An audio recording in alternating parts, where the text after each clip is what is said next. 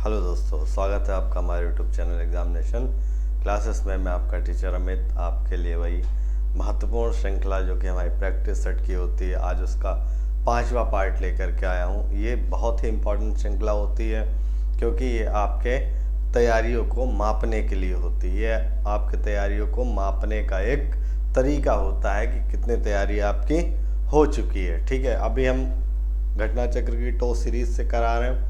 इसमें इस बुक में 10 सेट दिए गए हैं, जिसमें से 4 सेट मैं ऑलरेडी आपको करा चुका हूं और इन 4-5 दिनों में आपके पूरे 10 सेट कंप्लीट हो जाएंगे। इसको अच्छे से देखिए क्योंकि इसके जो क्वेश्चंस हैं उनका जो लेवल है वो बहुत अच्छा है। करंट के भी क्वेश्चन बहुत अच्छे दिए हुए हैं। तो सारी चीज़ों को देखते हुए हमने इस किताब को उठाया मार्केट से और आपके लिए इसको आपके सामने प्रस्तुत कर दिया। अब इसके सेट्स को लगाइए, इसके क्वेश्चंस को देखिए और अपनी प्रैक्टिस को और धार दीजिए। ठीक है, आइए देखते हैं कि आज के सेशन में कौन से महत्वपूर्ण क्वेश्चंस हैं जो अभी भी आपकी पहुंच से थोड़े बहुत दूर दिख रहे हैं, या फिर बहुत सारे ऐसे बच्चे होंगे जिनको सारे के सारे क्वेश्चन आ रहे होंगे इजीली। ठीक है, आइए देखते हैं कि आज के प्रैक्टिस सेट नंबर 5 में हमारे पास कितने क्वेश्चन हैं। ठीक है, पहला क्वेश्चन देखिए, निम्नलिखित में से कौन सा भारतीय राज्य है जिसकी सीमा, ठीक है, कौन सा भारतीय राज्य है जिसकी सीमा नेपाल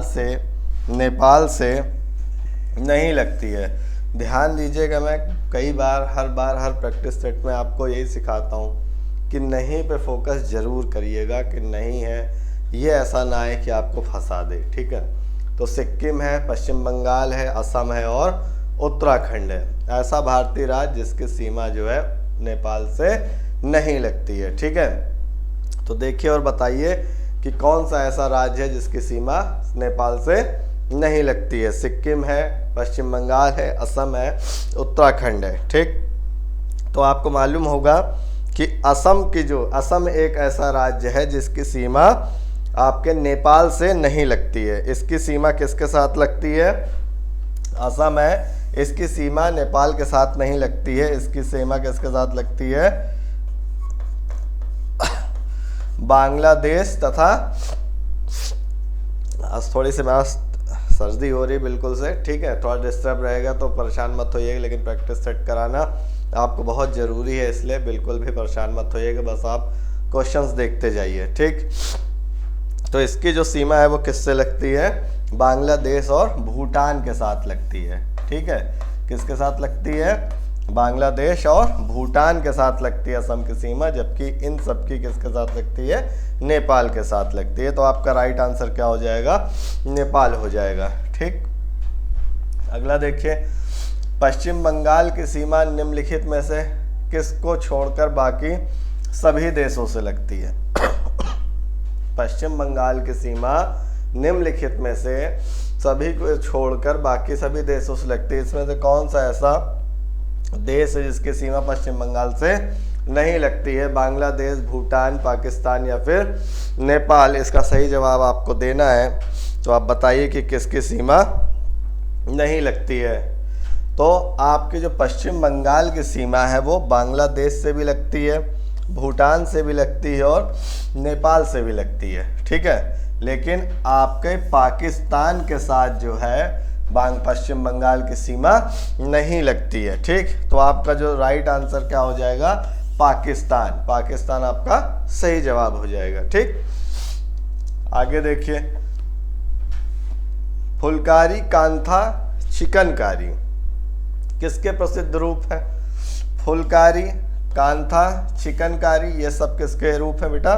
ये कढ़ाई के हैं। ठीक है, कढ़ाई के हैं। ठीक, चिकनकारी आपके कहा अपने लखनऊ में ज़्यादा देखने को मिलती है ना, तो ये फुलकारी, कांथा, चिकनकारी जो है वो किसके रूप है?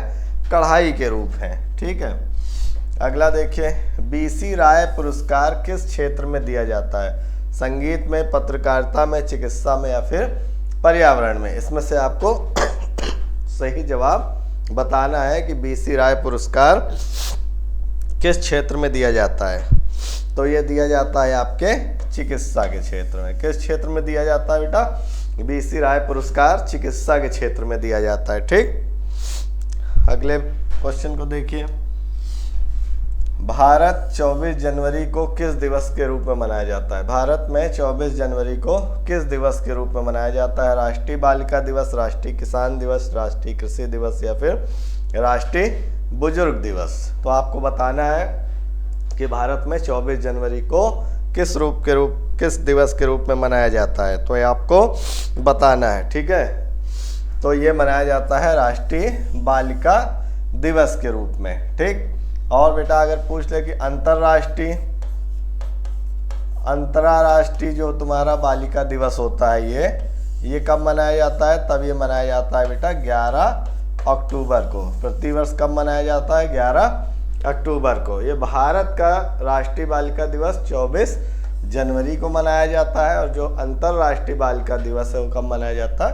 11 अक्टूबर को मनाया जाता है। ठीक, निम्नलिखित में से एमनेस्टी इंटरनेशनल किससे संबंधित है? मानवाधिकार, सांस्कृतिक विरासत संरक्षण, वन संरक्षण या फिर पशु अधिकार? तो जो आपका एमनेस्टी इंटरनेशनल है वो संबंधित है आपके मानवाधिकार से। ठीक है, किससे संबंधित है? मानवाधिकार से। ये मैच है। ठीक है, लोकसभा में राज्यों के प्रतिनिधित्व को सुमेलित कीजिए।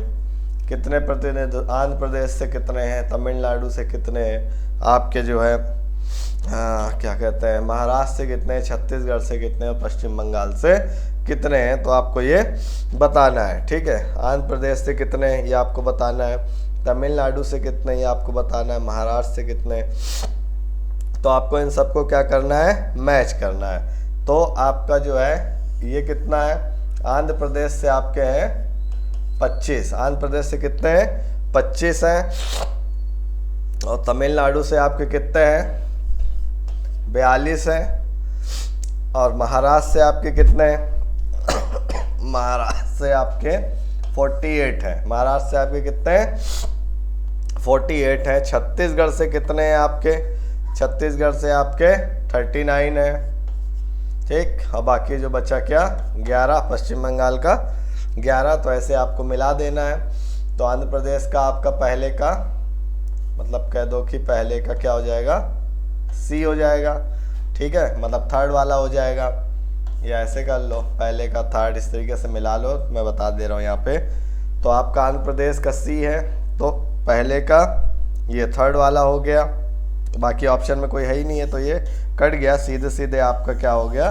ये आंसर हो गया। एक बार इसको मैच भी करवा लेते हैं। आंध्र प्रदेश का 25 है, सी में ए का 3, बी का 4, मतलब इसका 42 चौथा वाला, फिर तीसरे वाले का पहला 48, और फिर छत्तीसगढ़ का 39 पांचवा वाला, और पश्चिम बंगाल का बेटा दूसरा वाला। ठीक है, तो इस तरीके से आपका आंसर नंबर डी हो गया। भारत में राष्ट्रीय आय का आंकड़ा डेटा निम्नलिखित कौन सा कार्यालय या संस्थान जारी करता है? एनएसओ, नीति आयोग, प्रधानमंत्री कार्यालय या फिर उपयुक्त में से एक से अधिक? तो आपको बताना है राष्ट्रीय आय का डेटा कौन बताता है, तो ये आपको बताना है। समझ रहे हैं आप? तो ये इसको कौन बताता है? इसको बताता है एनएसओ। कौन बताता है? एनएसओ। भारत में राष्ट्रीय आय का आंकड़ा या डेटा कौन बनाता है? बताता है एनएसओ बताता है। ठीक है, इसका फुल फॉर्म क्या है? राष्ट्रीय सांख्यिकी कार्यालय। राष्ट्रीय सांख्यिकी कार्यालय, समझ गए? राष्ट्रीय सांख्यिकी कार्यालय इसका फुल फॉर्म होता है नेशनल स्टैटिस्टिकल ऑर्गेनाइजेशन या ऑफिस। ठीक, नेशनल स्टैटिस्टिकल ऑफिस या ऑर्गेनाइजेशन। ठीक, अर्थव्यवस्था की वृद्धि दर किसके अनुसार मापा जाता है?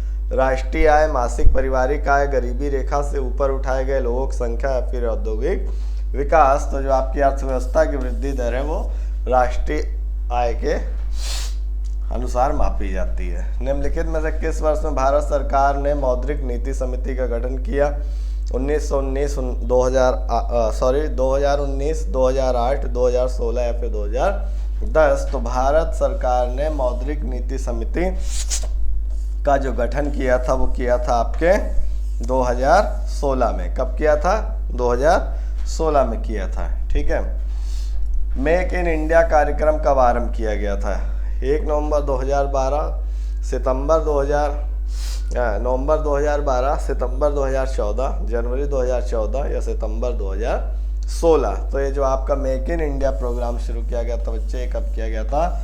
सितंबर 2014 से इसको स्टार्ट किया गया था। सितंबर 2014 से इसको स्टार्ट किया गया था। 7वीं पंचवर्षीय योजना का प्रमुख नारा क्या था?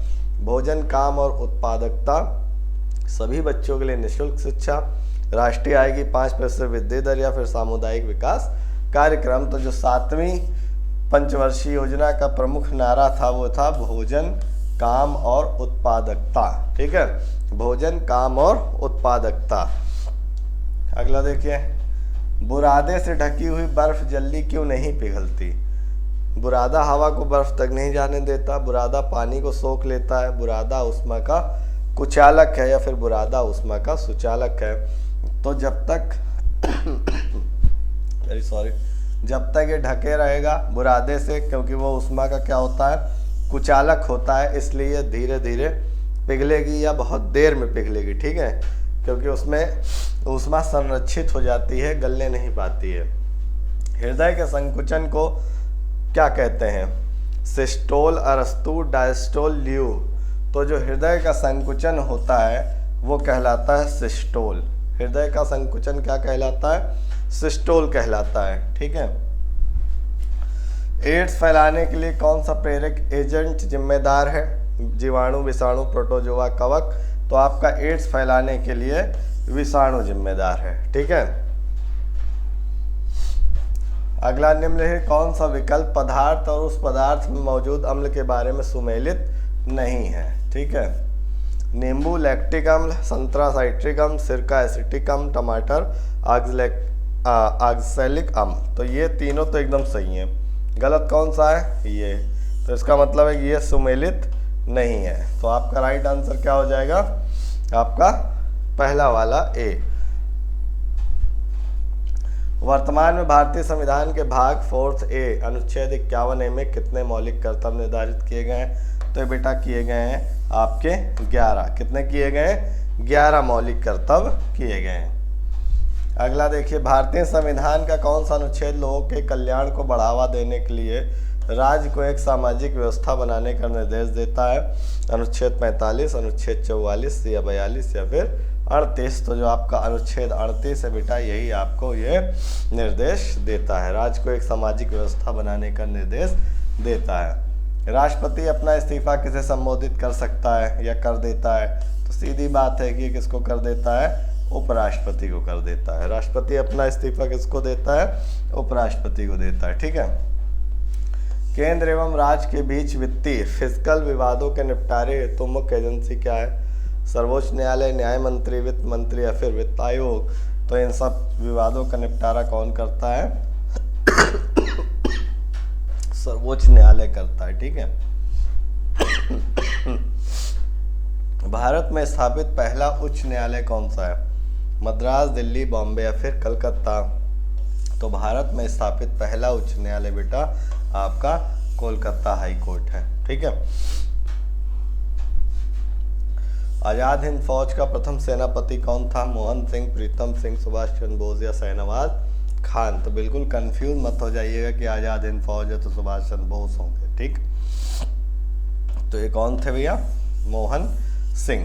ठीक है, कौन थे? आजाद हिंद फौज के प्रथम सेनापति मोहन सिंह। भारतीय स्वतंत्रता संग्राम से संबंधित निम्नलिखित घटनाओं पर विचार कीजिए। गांधी इरविन समझौता, भारतीय राष्ट्रीय कांग्रेस का कराची अधिवेशन, भगत सिंह की फांसी, पूना समझौता। तो इसमें आपको क्या करना है? इसमें एक ऑर्डर में लगाना है कि पहले क्या हुआ था, बाद में क्या हुआ था। ठीक है, तो गांधी इरविन समझौता 5 मार्च 1931 को था। ये क्या था? 5 मार्च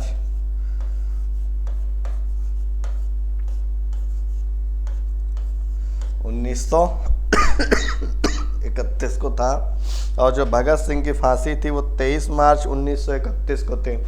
भगत सिंह की फांसी क्या थी? 23 मार्च 1931 थी। ठीक है, ये क्या था? गांधी इरविन समझौता 5 मार्च 1931, भगत सिंह की फांसी 23 मार्च 1931। उसके बाद जो था आपका भारतीय राष्ट्रीय कांग्रेस का कराची अधिवेशन जो था 29 से 31 मार्च 1931, 29 से 31 मार्च, 29 से 31 मार्च, ये भी 1931, ठीक है। अब आपका क्या बचा, पूना समझौता बचा है। तो पूना समझौता जो था वो आपका 24 सितंबर 1932 को था। पूना समझौता 24 सितंबर 1932 को था, ठीक है। तो पहले क्या आया, पहले नंबर पे ये आ गया, दूसरे नंबर पे आपका ये आ गया, तीसरे नंबर पे ये आ गया और चौथे नंबर पे ये आ गया, ठीक है। तो इस हिसाब से आपका आंसर नंबर क्या सही है, आपका 1, 3, 2, 4। अगला देखिए, किस अधिनियम को मॉन्टेग्यू चेम्सफोर्ड सुधार के नाम से भी जाना जाता है। तो ये जो अधिनियम था ये था आपका भारत शासन अधिनियम 1919 को मॉन्टेग्यू चेम्सफोर्ड सुधार के नाम से भी जाना जाता है, ठीक है। लंदन में इंडियन होम रूल सोसाइटी को किसने प्रारंभ किया था। तो लंदन में जो शुरू किया था वो किया था श्यामजी कृष्ण वर्मा ने। किसने किया था लंदन में, श्यामजी कृष्ण वर्मा ने किया था, ठीक है। थोड़ा सा तेज पढ़ाऊंगा आपको क्योंकि स्वास्थ्य अभी भी ठीक नहीं है मेरा, आपके एग्जाम की वजह से ऐसा करना पड़ा। 1829 में भारत के किस गवर्नर जनरल ने सती प्रथा को अपराध घोषित करते हुए से समाप्त कर दिया था। तो ये किया था आपके लॉर्ड विलियम बेंटिंक ने। किसने किया था, लॉर्ड विलियम बेंटिंक ने किया था 1829 में भारत के गवर्नर जनरल। किस गवर्नर जनरल ने, लॉर्ड विलियम बेंटिंक ने। वैदिक काल के महत्वपूर्ण देवताओं के सही समूह का चयन कीजिए। कौन कौन थे इसमें सही। तो उस समय में ये शेषनाग चंद्र ये वाला सीन नहीं था, आपका था अग्नि, इंद्र और सोम। ये सही समूह है जो उस वक्त के देवी देवता थे, ठीक है। प्रथम बौद्ध परिषद कहाँ आयोजित हुई, कश्मीर, पाटलिपुत्र, राजगृह या फिर वैशाली में। तो जो प्रथम जो आपकी बौद्ध परिषद थी वो राजगृह में हुई थी। रजत सिक्के जारी करने वाला प्रथम गुप्त शासक कौन था। रजत सिक्के मतलब चांदी के सिक्के जारी करने वाला पहला गुप्त शासक था चंद्रगुप्त द्वितीय। पहला गुप्त शासक था चंद्रगुप्त द्वितीय, ठीक है। निम्नलिखित में कौन सा एकम सुमेलित नहीं है। दीवाने मुस्खराज अलाउद्दीन खिलजी, दीवाने अमीर कोही मोहम्मद तुगलक, दीवाने खैरात फिरोज तुगलक और दीवाने रियासत बलबन। तो ये जो है ये आपका सुमेलित नहीं है, दीवाने रियासत बलबन ने नहीं कराया था। पृथ्वी के मौसम में सभी परिवर्तन किसके कारण होते हैं, ऊंचाई, ज्वार, चंद्रमा या फिर सूर्य। तो जो भी परिवर्तन होता है बेटा वो सूर्य की वजह से होता है, ठीक है। निम्नलिखित में से किस राज्य में गहीरमाथा समुद्री अभयारण्य नामक एक समुद्री अभयारण्य स्थित है। तो ये आपका स्थित है ओडिशा में। कहाँ पर स्थित है बच्चे, ओडिशा में स्थित है। गहीरमाथा समुद्री अभयारण्य एक समुद्री अभयारण्य जो कि ओडिशा में है, ठीक है। हिंद महासागर का आकार क्या है, लगभग वृत्ताकार, ऐसाकार, लगभग त्रिभुजाकार या फिर इनमें से कोई नहीं। तो जो आपका हिंद महासागर का आकार है बेटा वो कैसा है, लगभग त्रिभुजाकार है, ठीक। विश्व का सबसे बड़ा गर्म रेगिस्तान कौन सा है, ठीक है। तो विश्व का सबसे बड़ा गर्म रेगिस्तान आपका सहारा डेजर्ट है। कौन सा डेजर्ट है, सहारा डेजर्ट है। संसार में स्वर्ण का सबसे बड़ा उत्पादक देश कौन है, सोने का, बताइए। ऑस्ट्रेलिया, रूस, कनाडा या चीन। तो स्वर्ण का सबसे बड़ा उत्पादक है आपका चाइना, ठीक है। सोने का सबसे बड़ा उत्पादक चीन है। भोजताल जिसे पहले बड़े तालाब के नाम से जाना जाता था, किस राज्य में है। तो ये जो भोजताल है ये आपके मध्य प्रदेश में, एमपी में है, ठीक है। कहाँ पर है, एमपी में है, ये आपके मध्य प्रदेश में है, समझ गए। जैसे पहले क्या जाना जाता था, बड़े तालाब के रूप में या बड़े तालाब के नाम से। फिर से मैच है, राज्य और राजधानी है, ठीक है।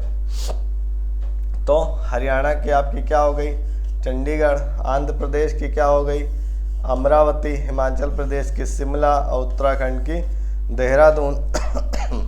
तो ए का 2 जिसमें हो तो ए का 2 इसमें है, बी का 3, बी का 3। तो आपका सही आंसर नंबर ए हो गया। ठीक, अगला देखिए, फिर से आपका आ गया क्या, देश है और राजधानी है। ठीक है, तो सूडान का खार्तूम, ये सही है।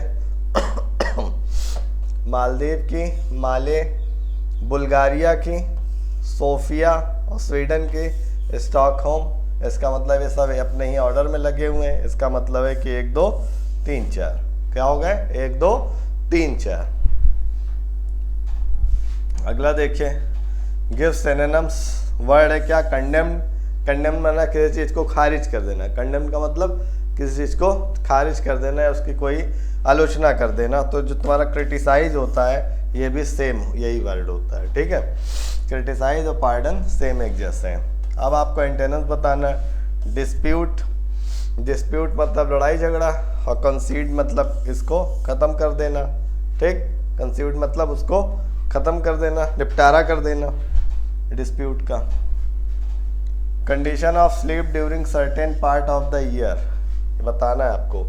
गिव वन वर्ड सब्स्टिट्यूशन, तो ये क्या होता है, कुछ टाइम के लिए, एक लिमिटेड पीरियड के लिए स्लीप में चले जाना। जैसे आप सुनते हैं जो जानवर होते हैं वो स्लीप में चले जाते हैं, उस प्रोसेस को कहा जाता है हाइबरनेशन का प्रोसेस। ठीक है, ठीक, तो इसको क्या कहा जाता है, हाइबरनेशन कहा जाता है। कुछ टाइम के लिए साल में वो स्लीप पे चले जाते हैं, लॉन्ग स्लीप होती है।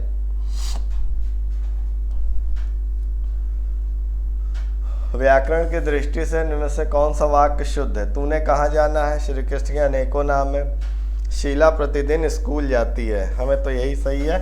इसका मतलब है शीला प्रतिदिन स्कूल जाती है। ठीक है, ये बाकी ये भी गलत है कि उसका प्राण पखेरु उड़ गया। तो ये व्याकरण की दृष्टि से शुद्ध वाक्य है सी वाला। तथैव का संधि विच्छेद बताना है। ठीक है, तथा धन एव, तथैव, तथैव, तथा एव, तो इसका मतलब है तथा धन एव। तथैव का संधि विच्छेद, तथा धन एव। अगला देखिए, जूही की कली कविता के कवि कौन है। तो जूही की कली कविता के जो कवि हैं वो कौन है, निराला जी हैं। कौन है, निराला।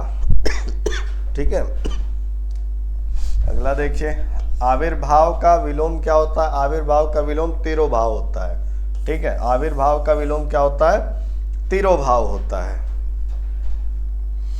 अगला देखिए, उत्तर प्रदेश के पहले फार्मा पार्क की स्थापना किस जिले में की जाएगी। करंट के सवाल आ गए।